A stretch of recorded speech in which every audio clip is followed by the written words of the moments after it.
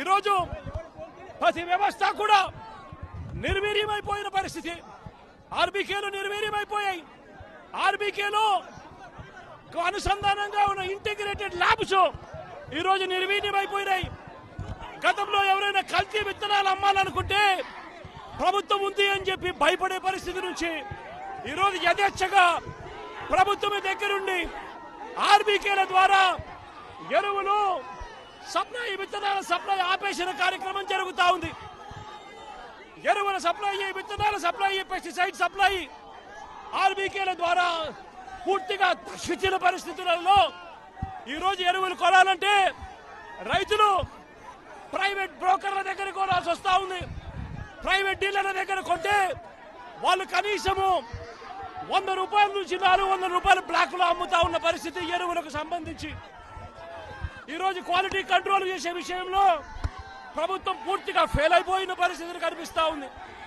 నాణ్యమైనటి మాత్రమే అమ్మే పరిస్థితి గతంలో ఆర్బీకేల ద్వారా చేస్తే రాష్ట్ర ప్రభుత్వం ఈరోజు నాణ్యమైనటివి ఏవి కూడా రైతులకు సప్లై కాకుండా ఉండే పరిస్థితి ఈరోజు రాష్ట్రంలో నెలకొని ఉంది.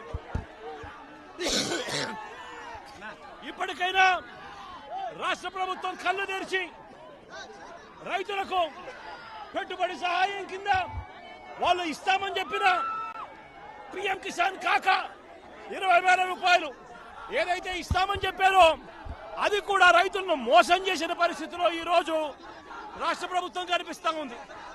రైతులకు ఈరోజు 0 వడ్డీ రాని పరిస్థితి ఈరోజు రైతాంగం మీద కనిపిస్తా ఉంది.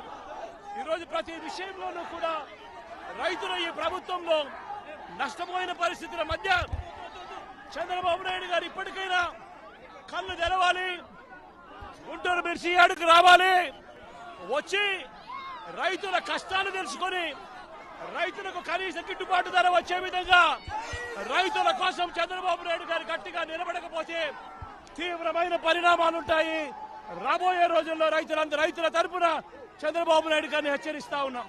ఈరోజు ఇక్కడ కూడా పరిస్థితి ఏమిటి అంటే ఒక ప్రతిపక్ష నాయకుడు ఇక్కడికి వస్తున్నాడు అనంటే, రైతులతో మాట్లాడే ప్రయత్నం చేస్తున్నాడు అనంటే కనీసం పోలీసుల భద్రత కూడా చంద్రబాబు నాయుడు గారు ఇవ్వని పరిస్థితి.